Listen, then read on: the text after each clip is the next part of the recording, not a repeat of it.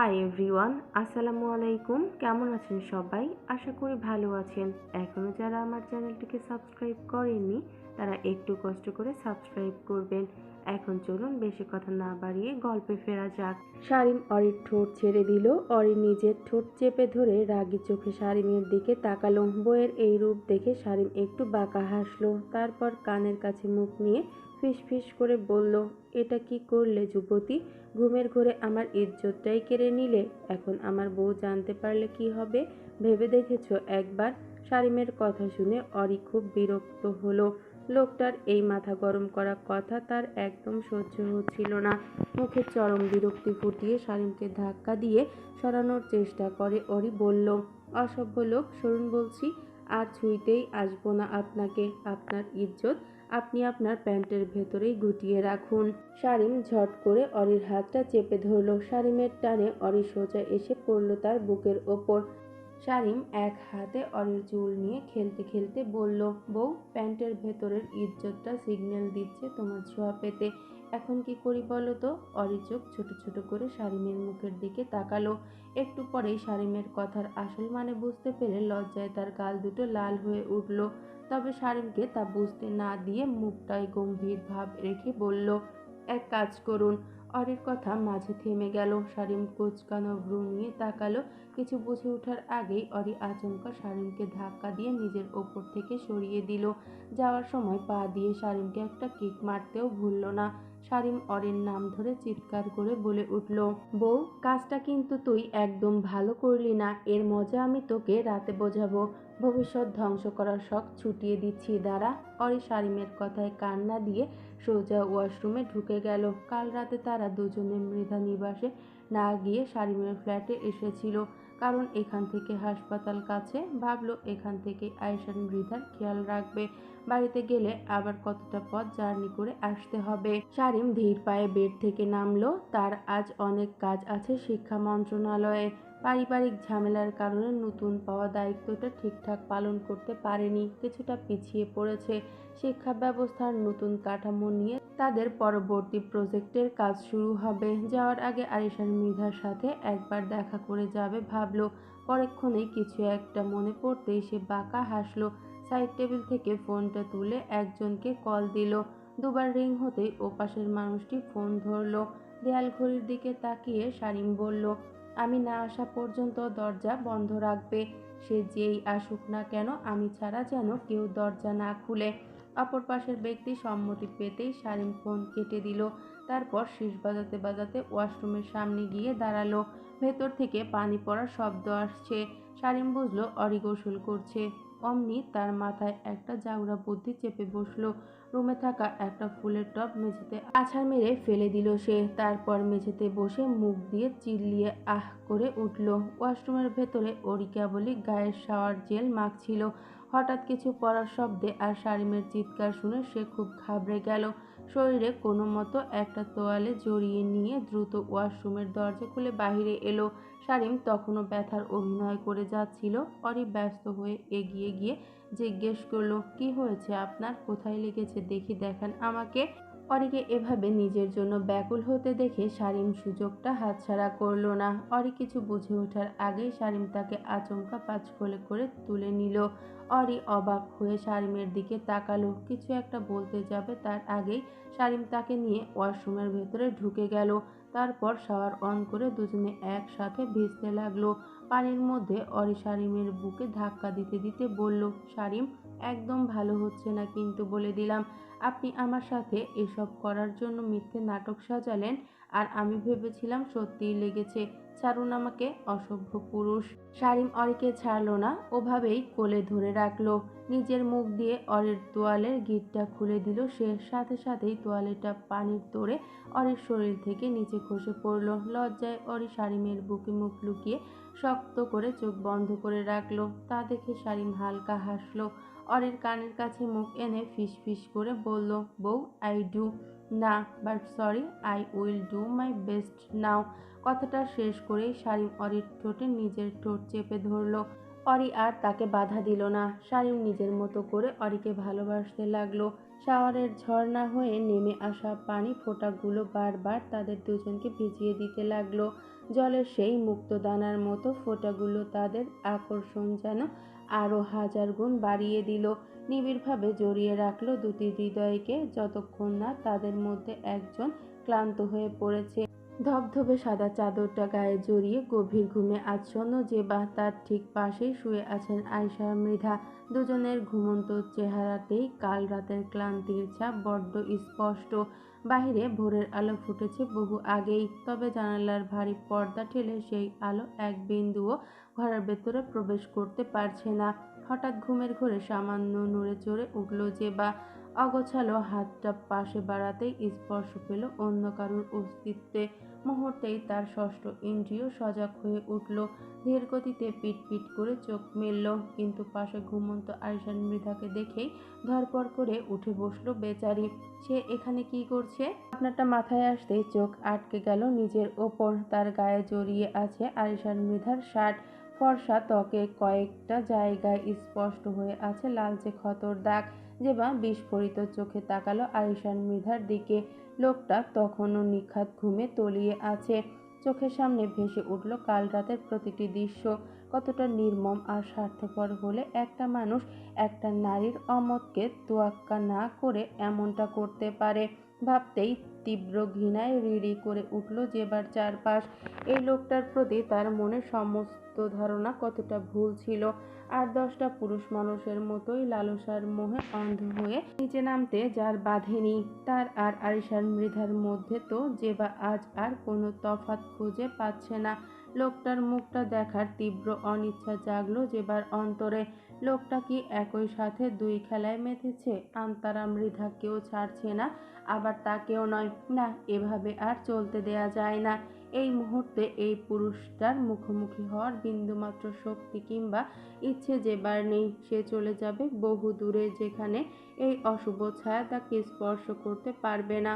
লোকটা তার নিজের স্ত্রী সন্তানকে নিয়ে সুখে থাক। জেবা নামের কোনো অস্তিত্ব যেন তার জীবনে কখনো ছিল, তা যেন সে চিরতরে ভুলে যায়। তা বলে কি নিজের বাবার খুনির স্বামীর সাথে সংসার? না, তা কোনো দিনই সম্ভব নয়। বিছানা ছেড়ে ধীর পায়ে সোজা হয়ে দাঁড়ালো জেবা। চোখের কোণে জমে থাকা অশ্রুবিন্দুগুলো দুহাতে নিঃশব্দে মুছে নিল। নিচে ছড়িয়ে ছিটিয়ে থাকা নিজের পোশাকগুলো কুড়িয়ে নিয়ে সোজা ঢুকে গেল ওয়াশরুমে। নিজের জামাটা বদলে নিয়ে বের হয়ে এলো দ্রুত। আয়শা মৃধা শার্টটা খুব সযত্নে রেখে দিল বেডের পাশে। এবার চলে যাওয়ার পালা, কিন্তু দুপা বাড়াতেই কেন যেন থমকে দাঁড়ালো সে। বুকের ভেতরটায় দুমড়ে মুচড়ে উঠল এক অজানা টানে। পিছু ফিরে তাকালো বিছানায় ঘুমিয়ে থাকা পুরুষটার দিক। ধীর পায়ে আবারও এগুলো সেখানে। বেডসাইড টেবিল থেকে শার্টটা তুলে আঁকড়ে ধরল হাতের মুঠোয়। তারপর ঘুমন্ত আয়শা মৃধাকে এলোমেলো চুলে এক হাতে রেখে গভীর ভালোবাসার কপালে এক টুকরো আলতো চুমু আঁকলো। ঘুমের ঘোরেই আয়শা মৃধা সামান্য নড়ে উঠতেই জেবা চট করে হাত সরিয়ে দূরে সরে এলো। যাওয়ার আগে শেষবারের মতো তাকালো সেই চেনা মুখটার দিকে। দৃষ্টি ঝাপসা হয়ে এলো নোনা জলে। আর এক মুহূর্ত না দাঁড়িয়ে দরজার দিকে পা বাড়ালো সে। কিন্তু দরজায় হাত দিতেই জেবার খেয়াল হলো দরজা বাহিরে থেকে লক করা। রাতের স্মৃতিটা মনকে নাড়া দিয়ে গেল। দরজা তো কাল রাত থেকেই বন্ধ। এখন সে কি করবে? কাউকে ডাকবে? কিন্তু ডাকলে যে আয়শা মৃধার ঘুম ভেঙে যাবে। তবে কি কারো আসার অপেক্ষায় দাঁড়িয়ে থাকবে এখানে? কিন্তু কেউ এসে যদি তাদের এই অবস্থায় দেখে ফেলে? তাছাড়া এই মুহূর্তে আয়শা মৃধার মুখোমুখি হওয়া তার পক্ষে অসম্ভব। পায়চারি করতে করতে জেবার চোখ গিয়ে আটকে গেল বেডসাইড টেবিলে রাখা ফলের বাটিতে। সেখানে একটি ফল কাটার ছোট্ট ছুরি রাখা রয়েছে, যার ডগাটা বেশ সূচালো। একটা বুদ্ধি খেলে গেল জেবার মাথায়। সে তড়িঘড়ি করে ছুরিটা তুলে নিল, নিয়ে দরজার কাছে গেল। অত্যন্ত সূক্ষ্মভাবে নকটার মেকানিজম পর্যবেক্ষণ করে লকটার ভেতরে ঢুকিয়ে দিল ছুরির চোখা ডগাটি। তারপর ধীরে সুস্থে কিছুক্ষণ ঘোরাতেই সামান্য শব্দে খুলে গেল নকটি। জেবা বুক ভরে একটা দীর্ঘশ্বাস, স্বস্তির নিঃশ্বাস ফেলল। রুম থেকে বের হতেই চটজলদি আবার আগের মতো ছুরিটির সাহায্যে লক ভেতর থেকে পেঁচিয়ে ঘরটি বন্ধ করে দিল জেবা, যাতে বাহিরে থেকে বোঝা না যায়। তবে পা বাড়ানোর আগে দরজায় কয়েকবার আলতো করাঘাত দিয়ে নক করে গেল সে, যেন এই সামান্য শব্দেই অন্তত আয়শা মৃধার ঘুমটা ভেঙে যায়। কিছুক্ষণ পর অরিকে নিয়ে শারীন হসপিটালে এলো বাবাকে দেখতে। কেবিনে প্রবেশ করতেই দেখা গেল আরিশান মৃধা ল্যাপটপে ব্যস্ত। পাশের সোফায় বসে আছেন আন্তরা মৃধা ও রুবাব মৃধা। ওনাদের সাথে ফুলও এসেছে। ফুলকে দেখতেই শারীন মুখ বাঁকালো। অরি অবশ্য তাকে দেখে তেমন কোনো প্রতিক্রিয়াই দেখালো না, কেবল শারীনের হাতটা শক্ত করে চেপে ধরলো। দুজনে এভাবে হাতে হাত রেখে ঢুকতে দেখে ভেতরে ভেতরে জ্বলে উঠল ফুল। শারীন তার এই জ্বলুনিটা খেয়াল করে মনে মনে বেশ মজা পেল। তবে এই মুহূর্তে শারীনের মাথায় অন্য দুটি প্রশ্ন ঘুরপাক খাচ্ছিল, যে বা কোথায়, আর রুমের দরজাই বা খুলল কে। অবশ্য শারীনকে বেশিক্ষণ ভেবে আকুল হতে হলো না। পাশ থেকে আন্তরা মৃধা কথা বলে উঠলেন, শারীন, তোমার কি দিন দিন জ্ঞান বুদ্ধি সব লোপ পেয়েছে? বাহিরে বউ নিয়ে ঘুরতে যাচ্ছ ভালো কথা, কিন্তু তাই বলে অসুস্থ বাবাকে রুমে এভাবে লক করে যাবে? ওনার যদি একা একা কিছু হয়ে যেত তখন কি হতো? ভাগ্যিস একদম সঠিক সময়ে সিকিউরিটি এনে লকটা খোলা পেয়েছিলাম। শারীন মায়ের কথায় কোনো কান দিল না। মহিলার ব্যবহার তার মনে মনে খুব হাসি পেল। ভাবখানা এমন যে স্বামীর প্রতি ভালোবাসায় দরদ একদম উতলে পড়ছে, অথচ দুবার এই স্বামীকেই ধোঁকা দেওয়ার সময় একবারও সেই ভালোবাসার কথা মনে পড়েনি। অরি এবার শারীনের হাত ছেড়ে ধীর পায়ে এগিয়ে গিয়ে আয়শার মৃধার পাশে দাঁড়ালো।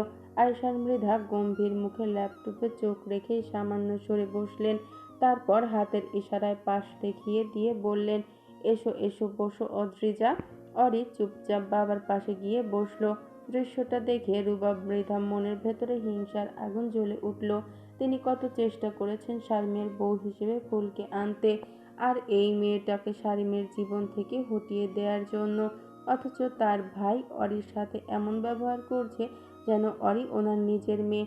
বিষয়টা যেন এমন নিজেরটার কোনো খোঁজ নেই, অন্যেরটা নিয়ে মাতামাতি। ভাইয়ের রাগ সম্পর্কে তার খুব ভালোই জানা আছে, অথচ মানুষটাই এই মেয়েটার সাথে কখনো একটা উচ্চ বাক্য পর্যন্ত করে না। এদিকে শারীমের মন্ত্রণালয়ে পৌঁছাতে দেরি হয়ে যাচ্ছে। কেবিনের পরিস্থিতি যা দেখে সে বুঝে নিল। মনে মনে নিজের সিদ্ধান্তটা এবার বদলাতে বাধ্য হলো সে। হয়তো এটাই এখন সঠিক পথ। আসার সময় লরিয়ারের সাথেও তার কথা হয়েছে। সে বাবার দিকে তাকিয়ে সবার সামনে স্পষ্টভাবে বলল, বাবা, যেবার ব্যাপারে তোমার সাথে আমার কিছু কথা আছে। যেবার নাম শুনতেই কান সজাগ করে ফেললেন আন্তরা মৃধা। রুবাব মৃধাও কৌতূহলী চোখে তাকালেন। অরি আর আয়েশার মৃধা দুজনে একসাথে মাথা তুলে চাইল।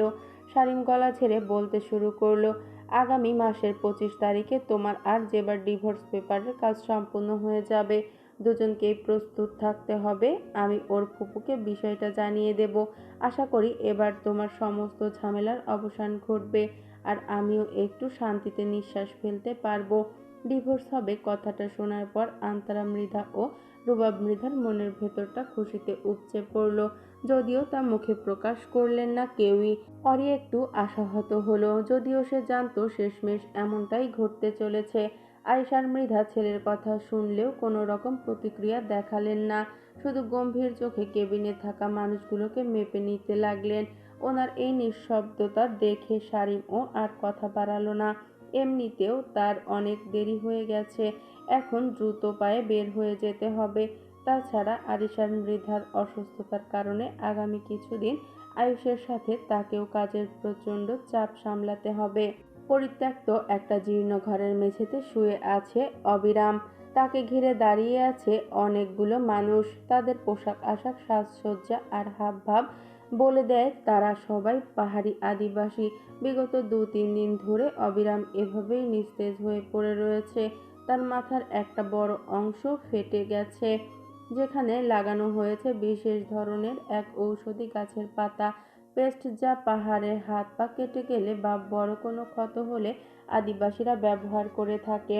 হঠাৎ দেখা গেল অবিরামের হাত পায়ে আঙ্গুলগুলো সামান্য কেঁপে উঠল। দৃশ্যটার পাশে থাকা বয়স্ক প্রবীণ কবিরাজের নজরে আসতেই তিনি পাহাড়ি ভাষায় বলে উঠলেন, মনে হচ্ছে লোকটার জ্ঞান ফিরবে এখন। কথাটা শুনে উপস্থিত বাকি সবাই উৎসুক চোখে অবিরামের দিকে চেয়ে রইল। কিছুক্ষণ পর সত্যি সত্যিই পিট পিট করে চোখ মেলল অবিরাম। চোখের সামনে বাঁশ আর খড়কুটো দিয়ে বানানো ছাদ দেখে বেশ অবাক হলো সে। সারা শরীরে তার প্রচণ্ড ব্যথা, যেন প্রতিটা হাড় ভেঙে আসছে। ধীরে ধীরে দৃষ্টি ঘোরাতেই নজর আটকালো চারপাশে ঘিরে থাকা মানুষগুলোর দিকে, যারা সবাই গভীর কৌতূহল নিয়ে তার দিকেই তাকিয়ে আছে। অবিরাম শর্টকাট, মাথায় কিছুই ঢুকছিল না। সে কোথায়, কিভাবে এখানে এলো, আর এই লোকগুলোই বা কারা? শরীরের তীব্র যন্ত্রণাকে তোয়াক্কা না করে অবিরাম কষ্টে সৃষ্টে উঠে বসার চেষ্টা করলো। তাকে উঠতে দেখে সেই পাহাড়ি কবিরাজ লোকটা মৃদু এগিয়ে এলেন, ইশারায় তাকে শান্ত হতে বললেন, শোধালেন, এখন কেমন লাগছে আপনার, কোথায় ব্যথা আছে? অবিরাম ওসব কুশল বিনিময়ে কান দিল না। তার মন অজানা এক ব্যাকুলতায় ছটফট করছে। কবিরাজের প্রশ্নের দিকে কোনো পাত্তা না দিয়ে অস্থির গলায় জিজ্ঞেস করলো, আমি এখানে কিভাবে এলাম? আমাকে এখানে কে নিয়ে এসেছে? তার কথার ধরন দেখে ভিড়ের মধ্যে থেকে এক পাহাড়ি যুবক এগিয়ে এলো, বলল, আমি আপনাকে এনেছি। নদীতে জাল দিয়ে মাছ ধরতে গিয়ে দেখি ঝর্ণার তোড়ে ভেসে আসা আপনার শরীরটা আমার জালে আটকে গেছে। অনেক কষ্টে আপনাকে পানি থেকে টেনে তুলে এই কবিরাজ সাহেবের কাছে নিয়ে আসি। যুবকের কথা শুনতেই অবিরামের হঠাৎ একটা জরুরি জিনিসের কথা মনে পড়ে গেল। তীব্র আতঙ্কে তার বুকটা ছ্যাদ করে উঠল। সে পাগলের মতো চারপাশটায় চোখ বুলিয়ে বলে উঠল, ক্যামেরা, আমার ক্যামেরাটা কোথায়? আমার ক্যামেরাটা দেখেছেন আপনারা? ক্যামেরার শব্দটা শুনতেই আদিবাসী অনেকেই একগালে হেসে বোকার মতো একে অপরের মুখের দিকে তাকাতে লাগলো। তারা জিনিসটা ঠিক বুঝতে পারল না, আর যারা বুঝতে পারল তারাও চুপ করে রইল। উপস্থিত মানুষগুলোর মুখের অবয়ব আর মৌনতা দেখে অবিরাম বুঝে গেল এরা কেউ তার ক্যামেরার হদিশ জানে না, আর জানার কথাও না। ওই ক্যামেরা যেভাবেই হোক তাকে খুঁজে বের করতে হবে, নয়তো সত্যটা জানা যাবে না। আর এক মুহূর্ত সেখানে দাঁড়ালো না। শরীরের অসহ্য যন্ত্রণা ভুলে ওই অবস্থাতেই ঘর থেকে এক ছুটে বাহিরে বেরিয়ে এলো। ওকে এভাবে ছুটতে দেখে পাহাড়ের বেশ কয়েকজন লোক কৌতূহল আর উদ্বেগ নিয়ে তার পিছু পিছু দৌড়াতে লাগলো। সবকিছু ঠিকঠাক রেডি তো? আমি এসে বাকিটা দেখে নিব, বলে কলটা কেটে দিল আরিশান মৃধা। অপর পাশের ব্যক্তিটি কি বলল শোনা হলো না। আর প্রতিদিনের অভ্যাস মতো আজ সকালেও ঘুম থেকে উঠে জগিং দিয়ে নিজের দিনটা শুরু করলেন আরিশান মৃধা। দীর্ঘ 1 মাস পর আজ সেই কাঙ্ক্ষিত দিনটি চলেই এলো। আজ দুপুর 12টায় ওনাকে কোর্টে যেতে হবে। সেখানেই তার আর জেবার ডিভোর্সের যাবতীয় আনুষ্ঠানিকতা সম্পূর্ণ হবে। আজকের পর থেকে দুজনের সম্পর্কই দুই পথের প্রতীক। গত 1 মাসে জেবার সাথে ওনার একদিনের জন্যও দেখা হয়নি বললেই চলে। অবশ্য আরিশান মৃধা নিজের ইচ্ছা করেই সেই সুযোগটা দেননি। উনি আগেই বুঝতে চেয়েছেন নিজেকে। আসলেই কি উনি জেবার জন্য কিছু ফিল করেন, কি করেন না? বাগানে দাঁড়িয়ে দাঁড়িয়ে আরিশান মৃধা কফিতে চুমুক দিচ্ছেন। দোতলার বারান্দায় দাঁড়িয়ে গম্ভীর মনোযোগে বাবাকে পর্যবেক্ষণ করছে শারীম। খুব সূক্ষ্মভাবে খেয়াল করতেই শারীমের চোখে পড়ল তার বাবা আগের চেয়ে অনেকটাই বদলে গেছেন। আগে যে লোকটা নিজের সাজগোজ নিয়ে একদমই মাথা ঘামাতেন না, সাধারণ ফরমাল পোশাকেই দিন কাটাতেন, তিনি এখন দিন দিন যেন নিজেকে তরুণ প্রমাণ করতে ব্যাকুল। বুড়ো বয়সে বাবার এমন ভীমরতির কথা জানতে পেরে শারীমের মস্তিষ্ক দুই দিক স্তর হয়েছিল। এখন সে শতভাগ নিশ্চিত এই লোকটা তার পিচ্চি বউয়ের প্রেমে পড়ে এমন রঙ্গলীলা করছে। দুনিয়া জাহান্নামে যাক, ওনার তাতে কিছুই যায় আসে না। ঠিক তখনই অরি ঘুমু ঘুমু পায়ে এসে পেছন থেকে শারীমকে শক্ত করে জড়িয়ে ধরল। তার পরনে শারীমের একটা শার্ট। শারীম বারান্দা থেকে অরিকে এক ঝটকায় কোলে তুলে ঘরের ভেতরে নিয়ে এলো। অরি শারীমের দু হাতে গলায় সাথে লেপ্টে রইল। শারীম ভালোবেসে এক হাত দিয়ে অরির চুলগুলো গুছিয়ে দিল। অরি মৃদুস্বরে বলে উঠল, শারীম, বউ, আপনি আমাকে আর আগের মতো ভালোবাসেন না, এমন কেন মনে হলো তোমার? অরি শারীমের বুকে বাঁ পাশে হাত রেখে বিষণ্ণ গলায় বলল, কারণ আপনি আমাকে আর আগের মতো গুরুত্ব দেন না। সারাক্ষণ কাজ আর কাজ, আমার একদম ভালো লাগে না এসব। শারীম অরির দুগালে হাত রেখে তার কপালে আলতো করে একটা চুমু এঁকে দিল। কাজের চাপ বড্ড ছিল বউ, তাই সময় দিতে পারিনি। আর কখনো এমন হবে না, প্রমিস। আমার কাছে সবকিছুর আগে তুমি। অরি কথাটা বিশ্বাস না করে নাক সিটকে বলল, মিথ্যে, একদম মিথ্যে বলছেন আপনি, কারণ আমি নিজে দেখেছি। কি দেখেছো? অরি কোনো জবাব দিল না। হঠাৎ করেই খিলখিল করে হেসে ওঠে সে। হাসতে হাসতে বিছানায় একেবারে গড়াগড়ি খাওয়ার অবস্থা। শারিমের কপালে হাত দিয়ে অরির কাণ্ড কারখানা দেখতে লাগলো। সকাল সকাল মেয়েটা ভূত পেতনিতে ভর করলো নাকি? এই একটু আগেই কি সব আবেগী কথা বলছিল, আর এখন পারমাণবিক শয়তানের মতো হাসছে। শারিম এক হাতে অরিকে টেনে এনে নিজের কোলে বসালো। অরি তখনও হেসে চলেছে। শারিম ধমক দিয়ে বলল, চুপ ফাজিল মেয়ে, এভাবে পাগলের মতো হাসছো কেন? শারিমের ধমক শুনে অরি বড় বড় চোখ করে তাকালো। শারিম ভ্রু কুঁচকে কিছু বলতে যাবে, আচমকা অরি আবার হেসে উঠে ওয়াক করে একটা শব্দ করলো।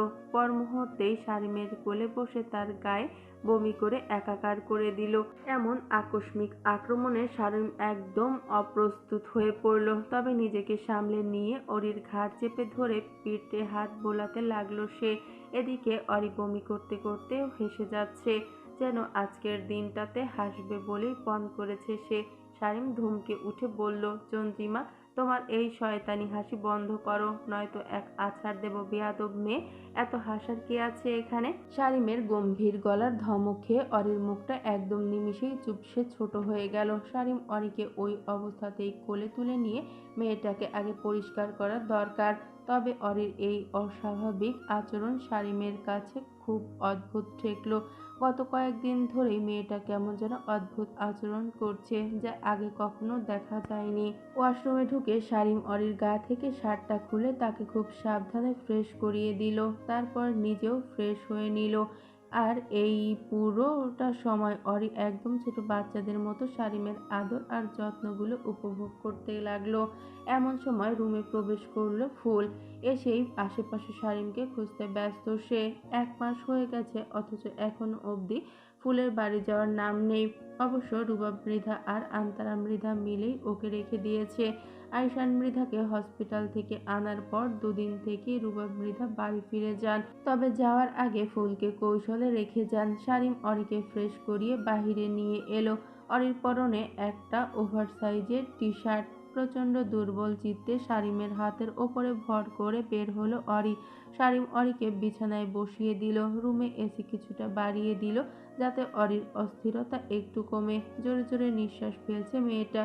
ফুল অরির প্রতি শারিমের এত কেয়ার দেখে হাতের আঙ্গুলগুলো মুষ্টিবদ্ধ করে নিল। চোখে আগুনের অগ্নিশিখা। শারিম এতক্ষণে তাকে লক্ষ্য করলো। জিজ্ঞাসা করলো ফুলকে, কিছু বলবি? এভাবে হাবলার মতো দাঁড়িয়ে আছিস কেন? ফুল এবার নিজেকে স্বাভাবিক দেখানোর চেষ্টা করে বলল, মামি আপনাদের খাবার খেতে নিচে ডাকছেন, আমাকে বলল ডেকে দিতে। শারিম এক হাতে অরিকে জড়িয়ে রাখলো। অরি শারিমের বুকে ঢলে ঢলে পড়ে আছে। শারিম এক হাতে অরিকে জড়িয়ে রাখলো। অরি শারিমের বুকে ঢলে পড়ে আছে। শারিম ফুলের উদ্দেশ্যে বলল, এক কাজ কর, আমাদের ব্রেকফাস্ট এখানেই নিয়ে আয়। অরি অসুস্থ, সেজন্য নিচে যাচ্ছি না। ফুল মাথা নেড়ে সায় জানালো। এরপর পিছু ঘুরে রুম থেকে বের হতে নিল। যাওয়ার আগে অরিকে শারিমের সঙ্গে আবারও একবার দেখে নিল। অরির প্রতি শারিমের এত কেয়ার সহ্য হয় না ফুলের। বউ হয়েছে তো কি হয়েছে, এভাবে এত যত্ন করার কি আছে? শারিম ফুলের সেই দৃষ্টি দেখল, তবে তা সম্পূর্ণ উপেক্ষা করে কড়া গলায় ধমকে ওঠে, দেখা শেষ, এবার যেতে পারিস। ফুল এবার চোখ মুখে তীব্র রাগ আর জ্বলুনি ফুটিয়ে হন হন করে রুম ছেড়ে বের হলো। ফুল যেতেই শারিম বিরক্তই একটা শ্বাস ফেলল। তারপর আবার অরির দিকে মনোযোগ দিল। অরি তখনও শারিমের বাহুতে ঢলে পড়ে আছে। শারিম আলতো হাতে অরির চুলে হাত বুলাতে লাগলো। বেশ চিন্তিত হলো মনে মনে অরির অবস্থার কথা ভেবে। বিকেলে ডাক্তারের কাছে নিয়ে যাবে। দুপুর 12টা বেজে 10 মিনিট। আরিশান মৃধা তার সহকারীকে নিয়ে গিয়ে গাড়ির সামনে এসে দাঁড়ালেন। ওনাকে দেখে ভিড়ের অনেকেই সরে গেলেন এবং কোর্টের কর্মচারীরা তাকে সম্মান জানালেন। আরিশান মৃধা কোনো আনুষ্ঠানিকতার দিকে না গিয়ে গাম্ভীর্য বজায় রেখে একটি কেবিনে ঢুকে গেলেন। ভেতরে আগে থেকেই অপেক্ষা করছিল জেবা আর আঞ্জুমান শেখ। আরিশান মৃধা জেবার দিকে তাকালেন। একটা সাধারণ 3 পিস পরা মেয়েটার চেহারা একদম ফ্যাকাশে হয়ে গেছে। এই 1 মাসে শরীর শুকিয়ে এত রোগা হয়েছে যে গায়ের হাড় পর্যন্ত স্পষ্ট দেখা যাচ্ছে। স্ত্রীর এই অবস্থা দেখে আরিশান মৃধার ভীষণ বিরক্ত লাগলো। মেয়েটা নিজেকে এত কষ্ট দিচ্ছেই বা কেন? সঙ্গে ওনাকেও এক প্রকার মানসিক যন্ত্রণায় জ্বালিয়ে মারছে। ওনাকে দেখেই লরিয়ার এগিয়ে এসে কুশল বিনিময় করলেন এবং বললেন, প্লিজ বসুন স্যার। আরিশান মৃধা বসতেই লরিয়ার একটা খাম ওনার দিকে বাড়িয়ে দিয়ে বললেন, আপনার নির্দেশ অনুযায়ী কাজ শেষ, এখন শুধু আপনাদের দুজনের সাক্ষী বাকি। আরিশান মৃধা টেবিল থেকে কলম তুলে নিয়ে খামটি খুললেন। এদিকে জেবার চোখ দুটি খিচে শক্ত করে বন্ধ রেখেছে। আরিশান মৃধা এই কাগজে সই করে দিলেই তাদের সব সম্পর্কের শেষ। ভালোবেসেও আজ তাকে হারিয়ে ফেলতে হচ্ছে ভেবে জেবার বুকটা খালি খালি লাগছে। হাত দুটো শক্ত করে মুঠো করে সে কান্না আটকানোর আপ্রাণ চেষ্টা করছে, কিন্তু কোনো আবেগ না দেখিয়ে আরিশান মৃধা কাগজে সই করে পেপারটি নিজের সহকারীর হাতে দিলেন। পাশে দাঁড়িয়ে থাকা আঞ্জুমা বেগম কিছুই বুঝতে পারছিলেন না, তিনি জেবার কাঁধে হাত দিয়ে দাঁড়িয়ে আছেন। এবার আরিশান মৃধার চোখের ইশারায় লরিয়ার কিছু নির্দেশ দিলেন। লরিয়ার তা বুঝে আঞ্জুমান বেগমকে বললেন, ম্যাডাম, আপনাকে একটু বাহিরে অপেক্ষা করতে হবে। আঞ্জুমা বেগম বেশ অবাক হলেন, আমি কেন বাহিরে যাব? মেয়ের অভিভাবক আমি, আর আমিই থাকবো না? লরিয়ার তাকে শান্ত স্বরে বোঝালেন, দেখুন ম্যাডাম, এটাই নিয়ম, বিচ্ছেদের আগে দম্পতির ব্যক্তিগত কিছু বিষয়ে জিজ্ঞাসাবাদ করা হয়, যেখানে অন্য কারো থাকা নিষেধ। এবার আর কথা না বাড়িয়ে আঞ্জুমা বেগম বাহিরে চলে গেলেন। তিনি বের হতেই আরিশান মৃধা ওনার সহকারীকে বললেন, তুমি বাহিরে গিয়ে গাড়িতে আমাদের জন্য অপেক্ষা করো। জেবা একটু অবাক হলো, আমাদের মানে কি? উনি কি অন্য কাউকে নিয়ে এসেছেন? কিন্তু আশেপাশে তো আর কাউকে দেখা যাচ্ছে না। লরিয়ার তার ফাইল থেকে একটি নীল রঙের কাগজ বের করে আরিশান মৃধার হাতে দিলেন। আরিশান মৃধা মনোযোগ দিয়ে কাগজটি দেখে নিলেন, তবে জেবার এসবের দিকে কোনো খেয়াল ছিল না। সে একরাশ বিষাদ নিয়ে বসে রইল আর বারবার চোখ ভিজে আসা সামলানোর চেষ্টা করতে লাগলো। লরিয়ার বললেন, এখানে আগে ম্যাডামের সই লাগবে। আরিশান মৃধা জিবার দিকে তাকালেন। মেয়েটা থমথমে হয়ে বসে আছে। উনি একটি কলম আর কাগজটি জেবার দিকে বাড়িয়ে দিয়ে বলল, এখানে সই করো জেবা। লরিয়ারের সঙ্গে সঙ্গে জিজ্ঞেস করলেন, আপনার এতে পূর্ণ সম্মতি আছে তো মিস জেবা? জেবা বুঝলো এটা হয়তো ডিভোর্সের সম্মতি। সে চুপ করে রইল। তাকে একবার বলুক থেকে যেতে, তাকে আটকে রাখুক জোর করে, তবে তেমন কিছুই ঘটবে না তা ভালো করেই জানে জেবা। আরিশান মৃধা বাড়িয়ে দেওয়া কলমটা হাতে নিয়েও সে এক বর্ণ লিখতে পারছে না। বুকের ভেতরটা ভেঙে গুড়িয়ে যাচ্ছে। ঠিক তখনই তার বিবেক তাচ্ছিল্য করে ওঠে, ভুলে যাস না লোকটার স্ত্রী তোর বাবার খুনি। আবার মন বলে ওঠে, এখানে ওনার কি দোষ? উনি তো ঠিকই বলেছিলেন, শক্ত কোনো প্রমাণ ছাড়া কাউকে এভাবে দোষী বানানো যায় না। জেবাকে এভাবে গভীর ভাবনায় ডুবে থাকতে দেখে লরিয়ার আবার ডেকে উঠলেন, মিস জেবা, আপনার থেকে তো কোনো সম্মতির লক্ষণ দেখছি না। আরিশান মৃধা আর চোখে জেবাকে দেখলেন। মেয়েটার এই নীরবতাই সব বলে দিচ্ছে। উনি খুব ভালো করেই বুঝেছেন জেবা চাইছে উনি তাকে আটকাক। তাই আরিশান মৃধাও চুপ করে দেখতে চাইল মেয়েটা এবার কি করে। বেশ কিছুক্ষণ পার হয়ে গেলেও জেবাকে চুপচাপ দেখে লরিয়ার আবার প্রশ্ন করল, মিস জেবা, আপনি কি এই ডিভোর্সে কোনো অসম্মতি জানাচ্ছেন? জেবা এতক্ষণে মাথা নাড়ল। সে নিজেকে শক্ত করল এবং মনকে বোঝালো আবেগ সামলাতে। লোকটা নিশ্চয়ই তাকে এখন নির্লজ্জ ভাবছে হয়তো সাথে থাকার জন্যই সে সই করছে না।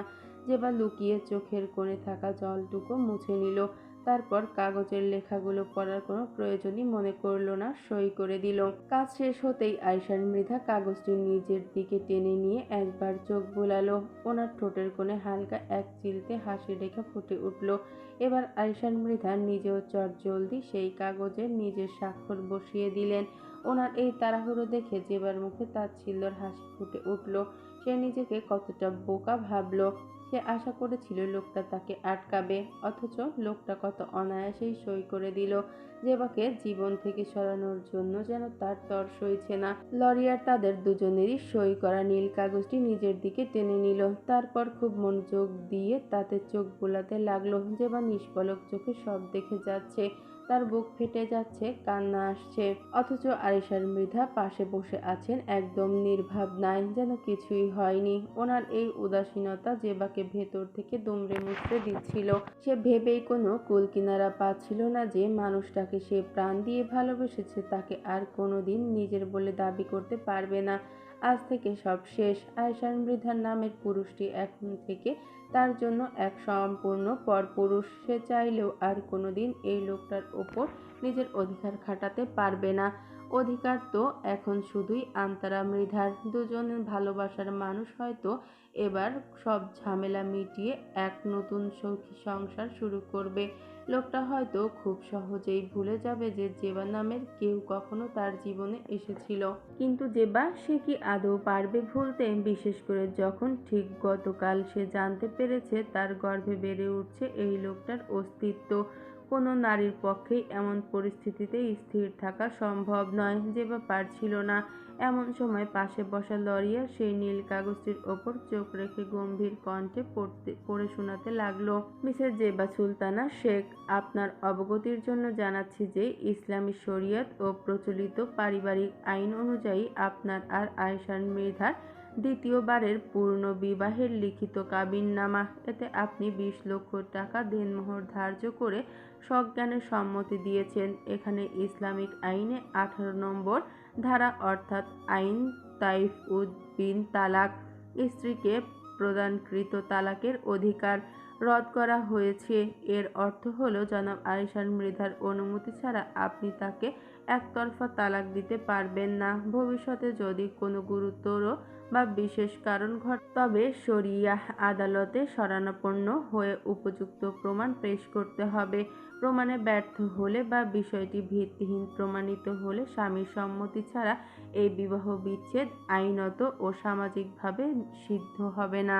লরিয়ার প্রতিটি কথা যেন জেবার মাথায় বজ্রপাতের মতো এসে পড়ল। বিচ্ছেদের কাগজ সই করতে এসে সে যে দ্বিতীয়বার বিয়ের কাবিননামায় সই করে বসেছে তার ধারণাও বাইরে ছিল তার।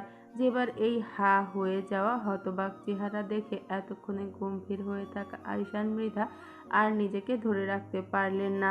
আচমকা ফিক করে খিলখিলিয়ে হেসে উঠলেন। তবে পরক্ষণেই মুখে হাত দিয়ে নিজের হাসি চেপে আবারও আগের মতো গম্ভীর হয়ে গেলেন।